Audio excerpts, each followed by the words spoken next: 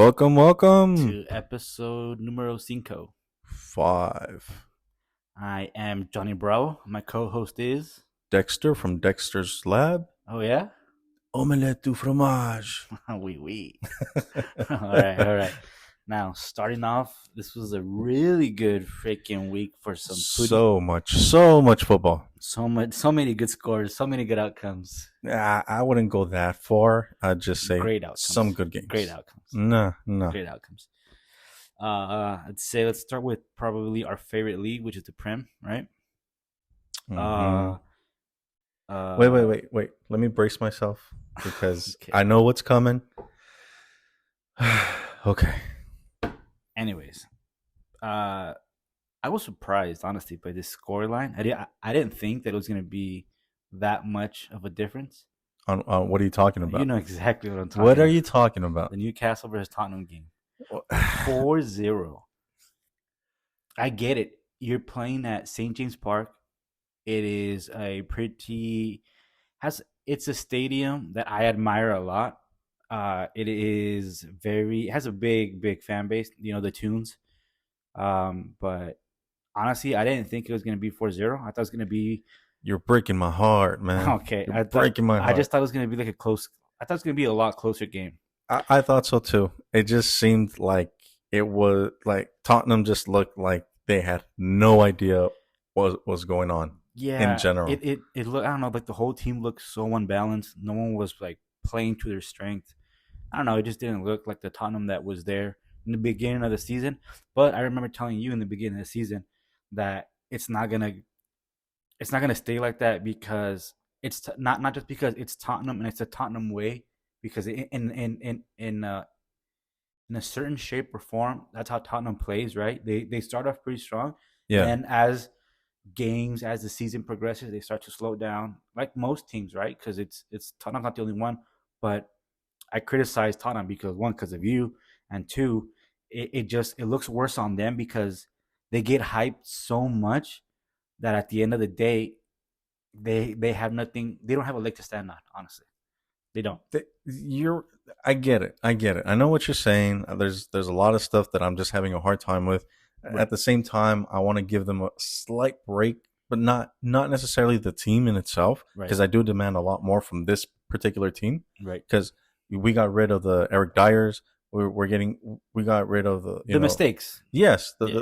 the people that should have been gone a long time ago. Right. And we practically have a different team compared to 2 seasons ago. You know? Of course. And it upsets me that it seemed like the dead weight was gone, and now it seems like they're back. Well, I think the only way to fix it is if they stop shopping at Wish.com. But see, like you keep saying that, and I understand the concept behind it. Part of it is screw you to Right. begin with, because Right. you're just trying to cap. But at the same time, it's like there was some few purchases that I thought were kind of like who? okay, like Udogi, but this was at the beginning, and because of what he was doing in Serie A, he seemed very promising, and it just seems like ever since the first half of the season, he's just happy of what he was able to do that first half, and then now it's like he's gone. Yeah. He hasn't been the same Right. in the second half of the season, now that it matters. And it upsets me because he's not the only player that did that. Like Right. Ives Bissouma, he had a great first half of season, and then now ever since he got sent off, it's just nothing, no lights whatsoever. And it's upsetting because yes, you're getting all this praise, and maybe that's the problem, that it's too new to them, Right. and it gets their ego too high that they think that they've made it or something like that. Do you think that also has in some way / part to do with the coach they have, that he's not too experienced? See, part of it, I want to say yes, but at the same time, it's his first season. Right. I'm still trying to figure out what he's made out of, because so far he seems like a solid individual, a little Right. more strong-minded than what we've had before. Right. But also, yes, I do think the inexperience in the Premier League is affecting him. It's not the same as managing in Scotland, where he was in before. Scotland. Yeah, it's not the same. It's not the same, managing Australia. Right. No, no, of course. He overachieved with Australia, which Right. was great. He's won trophies, Right. but this is the Premier League. Right. Right. You got to be in your top. You always have to be on the right foot, always on the right track, no matter what. Absolutely. I was completely impressed by the scoreline as well. And honestly, I was fuming, but we deserved every bit of it. You I was know, happy. like every bit of that game is just if they don't see it as a wake up call, then truly Tottenham has not changed. You know, and I'm giving Ange next season to see if there's any type of improvement. Right. What else he brings in, Right. if he brings anybody else, Right. and if everything stays the same, I'm pretty much I give up. Like Ange will not be the guy for the team, but Right. we'll see. To me, just to last topic so we can move on. Last thing to touch on. To me, I would say my standard of a coach in the Premier League when it's your first year, and it's a big one. It's Antonio Conte, because when he came to Chelsea, it was his first year in the Premier League. His first 3 games were horrible. People were already knocking him. They were saying Antonio Conte out. After we lost that match, that 3-0 match at the Emirates, the whole formation changed. It went from a 3-5-2 or whatever he had before, I'm sorry, into a 3-5-2. And it was so revolutionary that after that, we lost, I think, another 3 games, I think, or drew a few games. But we put Man City, the strongest Man City of Pep Guardiola, in their place. We were losing that game, and we ended up winning 3-1 at Etihad. When they came to Stamford Bridge, we fucking schooled them. So that is my high standard. The same thing with Mourinho. Same thing with everybody who is their first season and they've won the league. That is my standard. But I don't see, care who you are, because if they can do it, not only the style of football but the language barrier. I- That's what it is. but And see, but and my and you can't say that it's the team, because prior to Antonio Conte, Chelsea were, I think they were what, they I think like fifth place, sixth place, something like that. And then the next season, boom, they're champions. That is the coach's dedication. But see, I think it starts from higher up as well, because uh, the fact, you know, Chelsea won the lottery Right, when Abramovich took over. buddy, wherever you are, love you. That I think that was the biggest difference of all these different changes and all this mentality coming in, because from Abramovich did not play around. You didn't function, you're done. You're out. Next. Well, Who's next? I think that's how it should be. Yeah, absolutely. I think if you want to be a winner, I think that's the mentality you need. 100%. And it sucks because you know I support Tottenham, and I thought maybe we would get some of that when Daniel Daniel Levy came in, and he won a trophy. But ever since that trophy in '08, '07, Oh '08, wait, mm-hmm. it's like we had nothing. We've Right. we've had zero, nothing. We were close to a Champions League. And who stopped you, Ah, baby? Yeah, that's right. We were very close to a That's Champions right. League, and it was Fucking just bottlers. poorly managed game.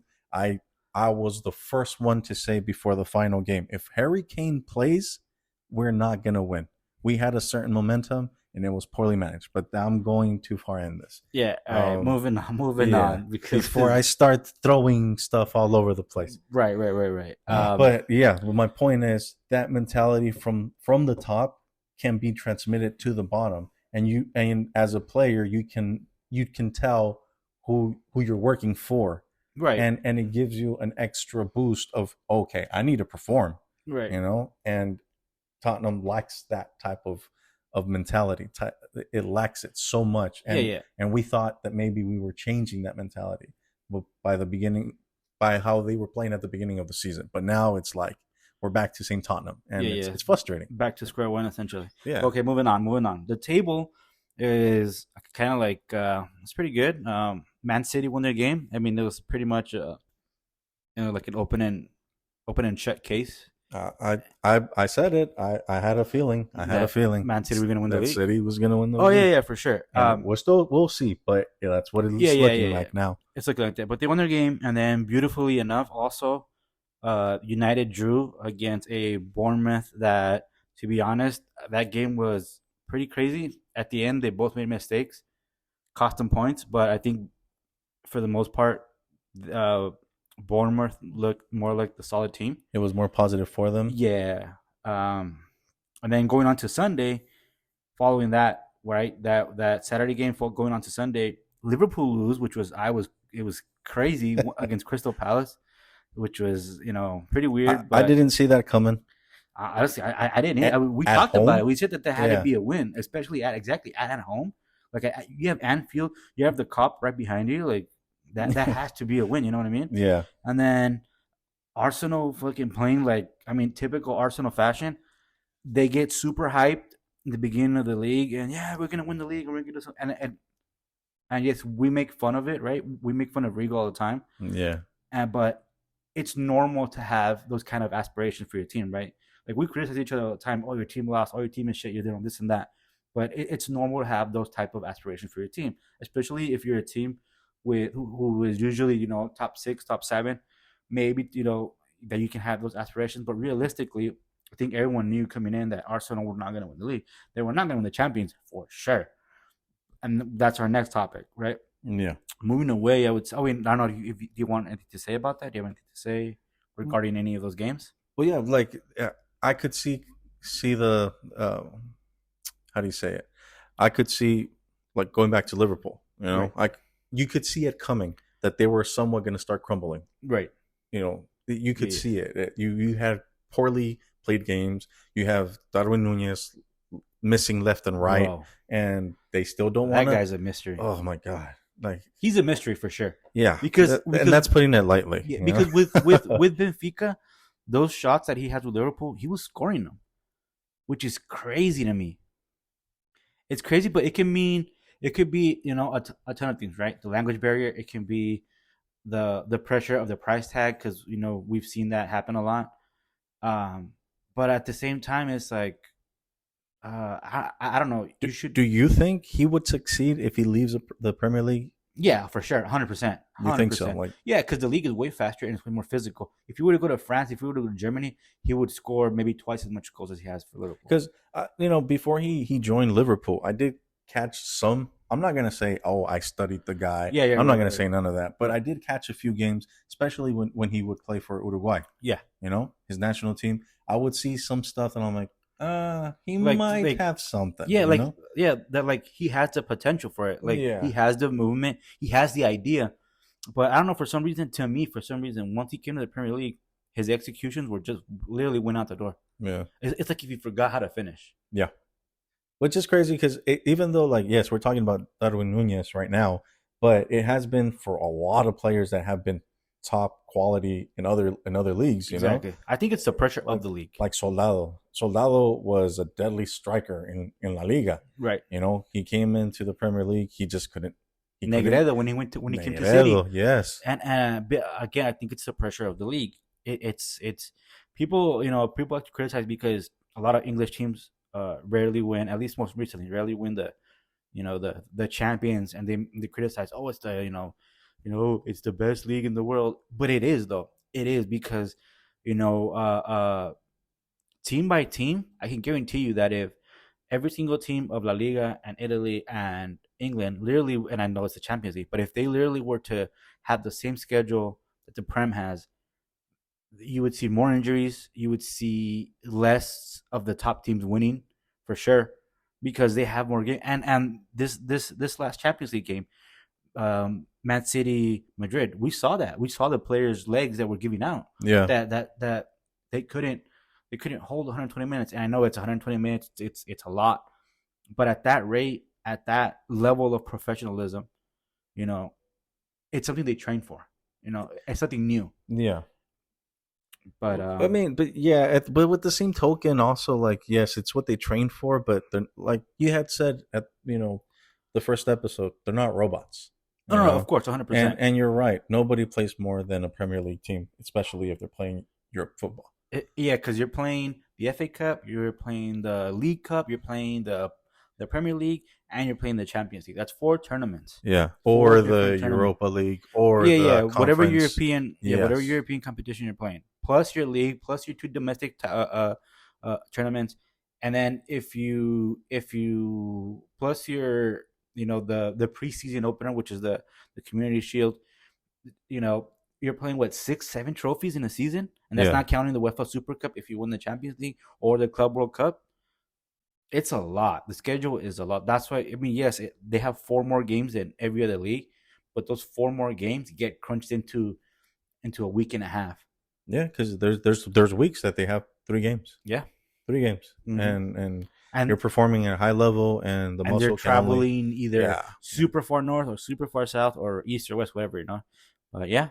but at the end of the day, this Champions League has no longer have any English teams left. Yeah, and I'm happy about that, honestly, because I don't think one Arsenal, I would say they got lucky from the first leg, right?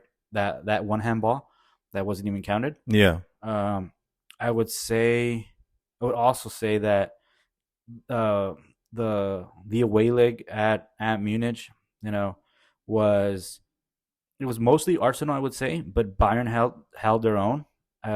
They got lucky too, for sure, 100%. But it's a Bayern team that's weak. It's not a real strong Bayern team like they've been in the past. It's a transitioning team, I would say. I'm happy Bayern Munich, do what they do best and take out Arsenal. Uh, I just see it as a perfect example of this positive reinforcement type of coaching does not right, work. right. You Oh no, know, no, yeah, hundred does percent, not hundred work. percent doesn't You work. know, yes, Arteta has done a good job. You know, with this season and whatnot. But at the end of the day, all this positive reinforcement that you try to feed these players is just it doesn't work. You know, it doesn't push you over the line. Right. You know, you need that competitive. Going to what you were saying. Sorry, No, no, that yeah, yeah. going to what you're saying about how Arteta doing a good job. I think it's in the league. I think this season's league has been a black sheep. That's what I think. That's why I think that Arsenal looks so resilient, because City have had a bad season, Liverpool have had a bad season, Chelsea have had a terrible season. The usual top three, United have had a terrible last 3 or 4 seasons. Yeah. So the usual top four, top five teams haven't had a good season. The only one who's had a good season out of those top five is Arsenal. That's the only one. Yeah. And every other season, it's been a 2 to 3 horse race. Now that it's getting towards the end of it, it's kind of a 2 3 horse race. But before, it was literally the whole season. Now you can kind of tell that City's kind of already at the finish line. Maybe I'm getting ahead of myself, but that's just what I see from watching the Premier League since freaking like 2001. That's all I can say about it. Mhm. Yeah, well, yeah, like you had said it before, they were the most consistent team in the Yeah, in the league. But it doesn't matter if you're that consistent if you're going to crumble at the end. You exactly. know, and that's what I mean. Like I I blame this comforting style of coaching now. You know, Yeah, yeah, yeah. and Lazy. yes, it's lazy. It's there's no responsibility from the players. Right. There's no, you know, it's stay in the game Yeah, right, type right, of right. mentality. But Bayer Leverkusen won the league. They've been Yes. unbeatable so far, Oh yeah. including today's What a Europa League game. Cinderella story. Yeah, yeah. I mean, I kind of told you that there was no pressure to it. Well, watching today's game, like I told you earlier, like I thought for a moment, I thought they were actually going to lose their first game, even though they were going to win the the tie Yeah, yeah, yeah. because they were up, you know, still on aggregate. Right. But I felt like, okay, they won the league, pressure's down, all that. They're probably going to be okay letting this one go. Remember what I told you? And we were talking about literally like seconds before we started recording. I don't remember. I know it was before. It was like week 10, or like it was like 10 games, maybe 15 games into the league. And I told you, I saw them play. Remember? And I told you this team looks freaking dangerous. I Yeah. told you that they were playing so good, so fluently, and I told you to watch them. And look at it. Look what they're doing. I should be a fucking philosopher or something, bro. I should be A philosophizer. philosopher, yeah, something, bro. I don't know, man, but yeah. But I'm telling you, I saw him play, and it was crazy that Granit Xhaka, the same player who played for Arsenal, played in I don't even know how many seasons he played for Arsenal. Oh, I hated him so But much, so you much. can see yeah, the difference the coaching makes, like the actual coaching makes with Xabi Alonso. Like it's just the mentality is so different. Being that both Arteta and Xabi Alonso play the same position when they were playing, yeah, you can just see the winning mentality, like you said, and the what's the not what's the word, not comfortable, but like that like they settle instead of actually trying to go and do something. They just are like, we're yeah, here. yeah. Because that's one of the things that I noticed about this Bayern Leverkusen team, that it's like we're not done until It's actually over. until the ref I told blows you. the whistle. I told you that's what I'm telling you. There is no pressure. Yeah. There's no pressure. But let's move on because we're talking about literally just a little bit. Monday was probably my most frustrating but best day ever. Monday, you know why? Because Chelsea, even though they played a fucking team that's so bad down, they played pretty decent. They played really good. 6-0. The whole penalty thing was super childish. Oh my god. Good for Gallagher. Good for Gallagher for showing for maturity, from being a captain and taking the ball away and say, this is who throws, who kicks the penalties. Exactly. He's our penalty for him. taker. Just accept it, right? If you don't know what we're talking about, go ahead and just YouTube, Chelsea Everton. Yeah, Chelsea Everton penalty. And you'll see the whole debacle. The childish drama. Yeah. Come on, man. Like, you're a professional. Like, fucking act like one. And then we got the Champions League. I mean, that's pretty much all, honestly, you want to talk about it, because the Champions League is an important thing, I would say, right? The controversy that you said was controversy, because I was doing 9 to 5 things on Tuesday, so I couldn't catch the game till after. But I watched Barcelona. The whole game. Yeah, you said that it was like out of that. So look, that the referee was unapproachable. So this is. Are you a Barca fan? Are you a closeted Barca fan? No. Hell no. Oh, okay. Hell no. Mm-hmm. Go on. So I watched the game, right? Right. And my experience watching it was this, like you had a Barca team that was like, they came to play, right? Rafinha had a tie of his life with this, a series of his life, I guess, because he hasn't been performing like that. So once I had time, I watched both games, like fully both games. And yeah, you're right. Rafinha looked like the Rafinha from Leeds. Yes. That's what he looked like. Yeah, that's it. Yeah, he looked really solid. He was running after every ball, everything. But also, I did like the way PSG, what's his name? The one on the left. The one on the left. Vitinha? No. Vitinha had an okay game. Yeah. Oh, Barcaloa? Yes, Barcaloa. Even though he's a limited player, right? He went to play, you know, and with his low capabilities, he still managed to perform, give his all. Yeah. Well, the game. I think in a team like PSG, like Madrid, like Chelsea, or like City, where you have so many talented players, and there's no room, for you, and you want to leave a footprint there. Yeah. You have to do something like that. Even if you're limited, even if you have no experience, like, you have to do something that's like, absolutely, because you want to be reliable no matter what, know. Yeah. And this is what he showed. Yeah, you want to be of use, of course. Yeah. And so okay, putting that aside, the controversy that I was talking about, right? That we were mentioning, there was a red card. 2. The first one, right, Araujo, right. First glance, it was like, to me, it seemed like a flop, and I insisted it was a flop. It was just it seemed like minimal contact, mostly from on top. Right. It wasn't until like to what, Dexter? Hey, relax, bro. Relax. I'm trying to extend an olive tree right here. An olive branch, you mean? Whatever. Right. But it's it. I guess it is a foul. It was a It red. was a foul. It was a light one. It was a light one, but the fact that it was last man and possibility of a goal, it does grant a red card. But the when I texted you and I told you it was controversial, Right. it wasn't mostly just that in particular. The ref looked unapproachable, like completely Right. unapproachable. And then but what did I tell you? know? I told you But, that this yeah. ref. I saw the game, right? Yeah, I mean, yeah. After obviously, and I told you earlier. I was telling you that this ref.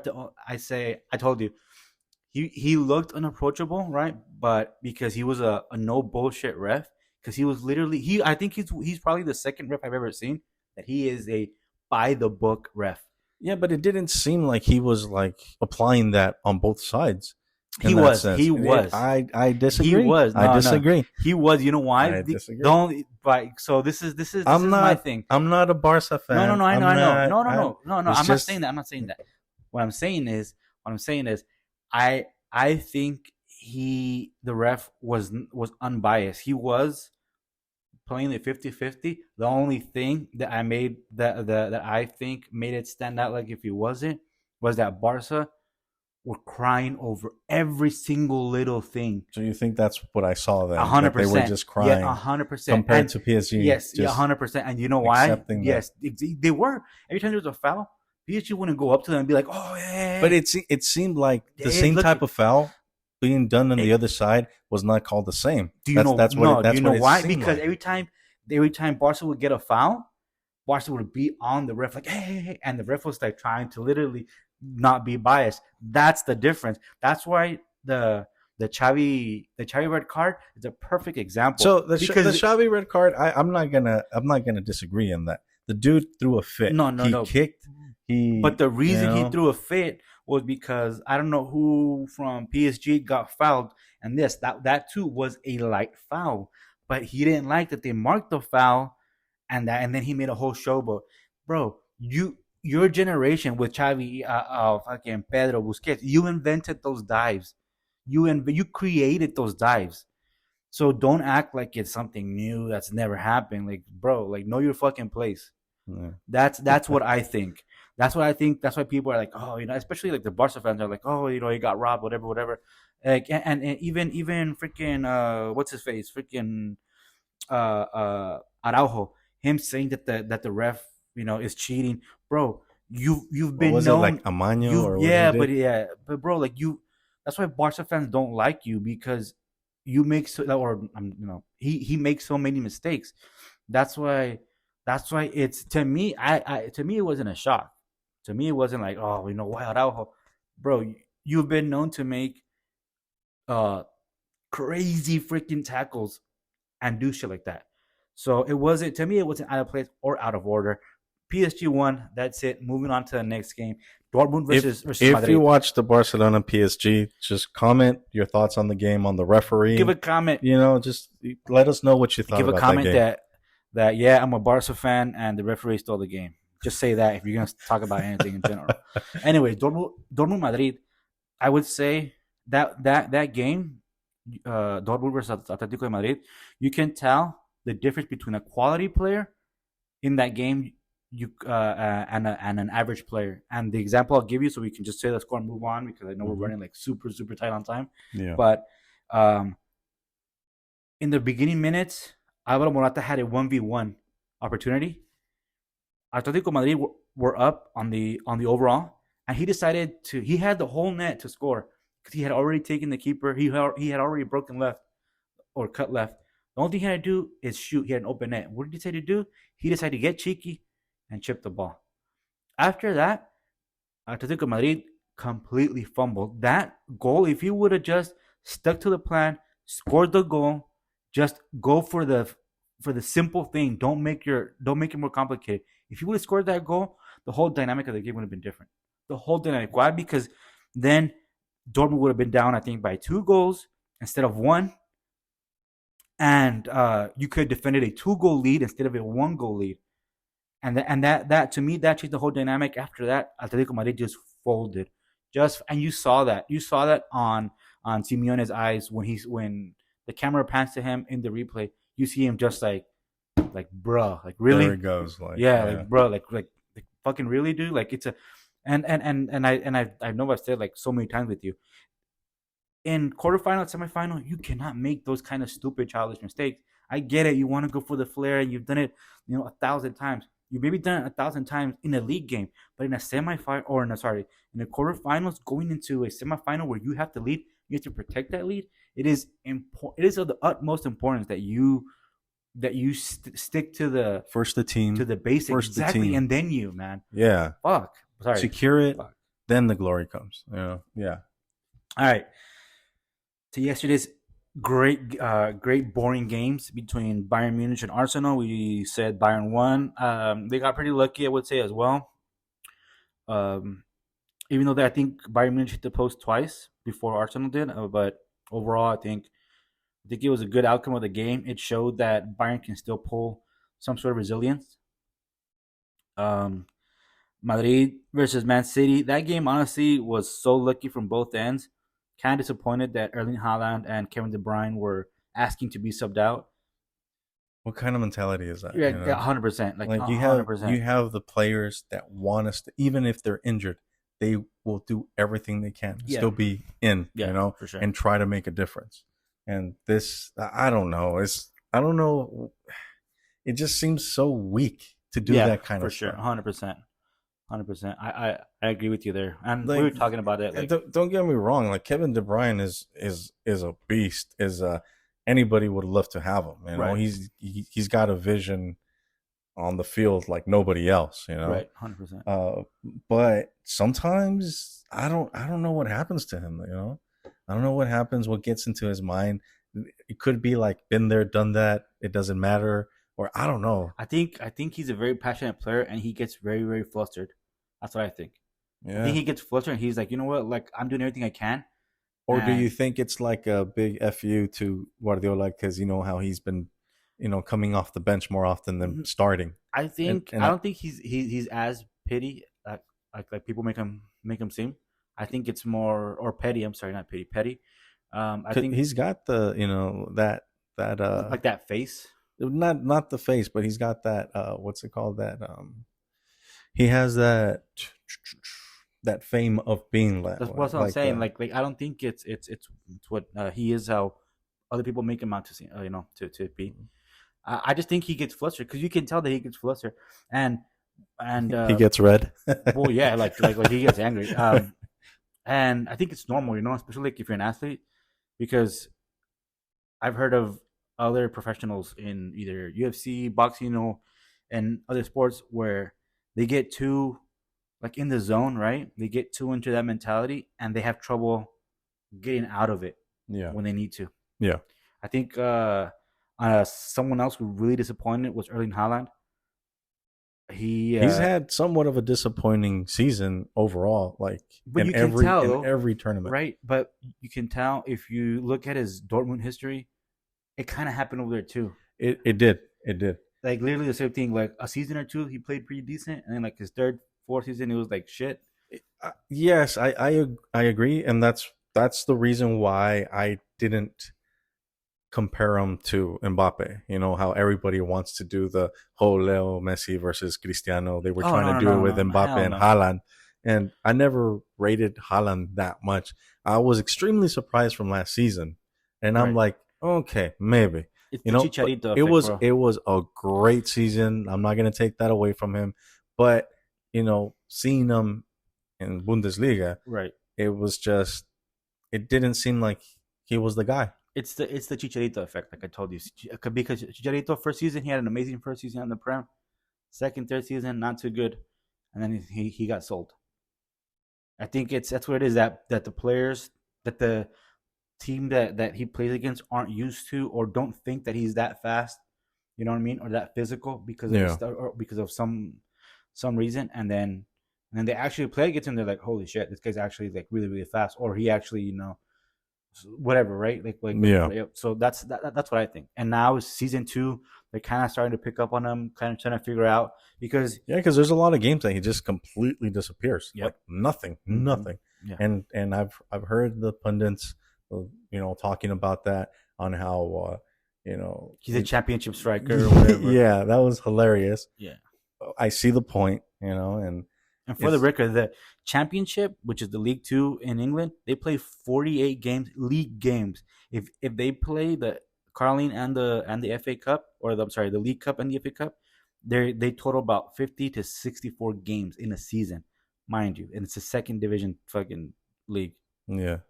But anyways, go ahead, just finish off because we're running almost like 40 minutes. Yeah. But yeah, it's he's he was a surprising player for most of the teams last season, but now they know what they're dealing with, and he either shuts us up for next season and see what he's made out of, or he proves us right. Right. We'll see. Speaking real quickly, sidebar to that one. What was it, TikTok? That one podcast. I came across this TikTok of a podcast called the Cheeky Football, right, or something along those lines. And the question was, well, he had a guest, and they asked him like, "Who do you rate more, Ronaldinho or Neymar?" And this motherfucker had the audacity to say Neymar is better than Ronaldinho. when he literally compared Neymar being in his prime at Barcelona and Ronaldinho being in his prime in Barcelona, and they asked him. No, he compared the Milan Ronaldinho against the Barcelona Neymar. Right, no, and right. then when they mentioned the prime of Barcelona, it was like, what about Ronaldinho? Yeah, exactly. And he was like, no, like he was never in his prime in Barcelona. Like, bruh, like, are you serious, dude? Oh my god. Like, sometimes I can't with this generation. He got a standing ovation at Bernabeu for fucking embarrassing the whole team. Been a limited. There's only two players who have had a standing ovation. One is the fucking Italian magician Alessandro Del Piero. Glorious man, beautiful man. I wish I could marry him. And the second one is Ronaldinho. So yeah, that guy can suck a dookie. But see, this generation of people that follow football, they don't understand. Like, they want to say, oh, that was your time. Football wasn't as evolved. Whatever. All these things. Football became a numbers game that lies. Yeah, 100%. That lies. That's why you mentioned Chicharito earlier. He's a perfect example of that. He's never been world class. He never. His effort is absolutely is great though. Like he puts in the effort, right? Yes, the work was his work ethic was outstanding. Yeah, right. Like, that's the kind of work ethic you want from all professionals. Right. Especially from the game changers. But at the end of the day, technically, he's somewhat of an average player, but sure. The numbers say otherwise, and because the numbers say otherwise, right. They gotta call him Ever since Moneyball, man. Ever since Moneyball, it's a numbers game now. It's a numbers game. Fucking Moneyball ruined everything. Yeah. But I know there was a comment, right, that some guy said, like, I don't remember his name. On episode 4. Yes, in episode 4, we have a comment from Marquitos 3089. Yeah, he was saying about if it's. This is what he said. He said, "I feel like I see more goals as teamwork than as an individual. Could it be because soccer has become more competitive than before, or it just evolved in strategies for defending and attacking?" Right. So my 2 cents real quickly is that it's always been the same thing, right? Like, football hasn't changed. The only difference is, like we said like a few seconds ago, it's a numbers game now. Now, instead of being an individual numbers game now, it's literally a team numbers game. That's the only thing that's changed. I don't think this. So the only reason Messi and Cristiano got even though I think either way they would still get the light shine on them, is because of the numbers game. Yeah, they have incredible high numbers and because super talented. Of social media. I think social media was different. Yeah. That changed the game, but that's what I think. I think it's always been the same. Nothing's changed. Only difference is that now, players are teams demand less of players, right? They demand less of them, at least when it comes to on the field performance. They forgive more, and now they are looked at as a team numbers instead of an individual number. Because before, that's why you had a lot of brilliant midfielders, right? You had the Scholes, the Schweinsteigers, you had the Lampard, the Gerrards, and then from there it transitioned to Kaká, who was like an attacking midfielder, Yeah. and then it transitioned to like the forward. But before that, I'm sorry, it was the forwards, right? It was Inzaghi, it was Del Piero, it was Trezeguet, Crespo, yeah, Batistuta. exactly. You have like all these forwards that it was just numbers, numbers, numbers, and then it went to midfield, and then it went to the people on the outside, Cristiano and freaking Messi, Yeah. and now they're devolving, I would say, and going back to no, it's a team thing now. I don't know. It's about this about including the whole team instead of just shining the light on one individual. Which I'm not against completely about that because like the old school saying, the badge in front should weigh more than the name behind Oh no, on no, the shirt. 100%. But I still think individual merits are are to be are to be given appropriately, not just because, like, to me, Neymar, he's not a great player. To me, he's just someone who was at the right place at the right time, kind of thing. I I think just I I just think he's think it's average. I think it's wasted talent. Yeah, I just think he never reached his full potential. I yeah. Well, that's why I'm saying that's why I think he's average because he never went. He won the Champions League, sure. He won La Liga, but look at the team that was around him. Absolutely, Look at the people. absolutely. That's why. But he wasn't an individual who picked up the team and literally put it on his back and say, "Hey, I'm going to do it for you guys." And the sad part of it is that he could have, Yeah, he could have, but he didn't. yeah, And it's just that he's one of those players that left a lot to desire. yeah, 100%. But one last thing before we go, I want to say big shout out to Esparza. Father Esparza. Alex, love you, buddy. Take it easy. Be good. Hopefully, Boca starts. No. River. River. All right. Remember that, buddy. Remember What that. do you know about River? River. They embarrassed Boca in the Libertadores, and I loved it. Anyways, Shots fired, Alex. Shots fired. what's it called? Yeah. To everybody in the SD, Rigo. Arsenal sucks. Yeah, for sure. Carcass. I'll be seeing you soon, Rigo. Carcass. I think you're like 6'5" already, Carcass. Haven't seen you in a bit. Take it easy, brother. I think he's actually gonna retire. Oh shit. Yeah. Wait, Rigo? No. Oh, Carcass? Oh Yeah. shit. All right, well. He's gonna cash out on his 401k. Okay. All right. Well, thank you guys for listening. Please leave leave some feedback. Tell us what you want to hear, what you like, what you don't like. Tell us what's up, and Comment. yeah, like, share, do what you got to do, please. This is just something that we just decided to do, and if it hit, it hit. If it doesn't, kind of thing. But we kind of enjoy ourselves here, just shooting the shit. Yeah, and take it easy, guys, and we'll catch you in the next one. See ya.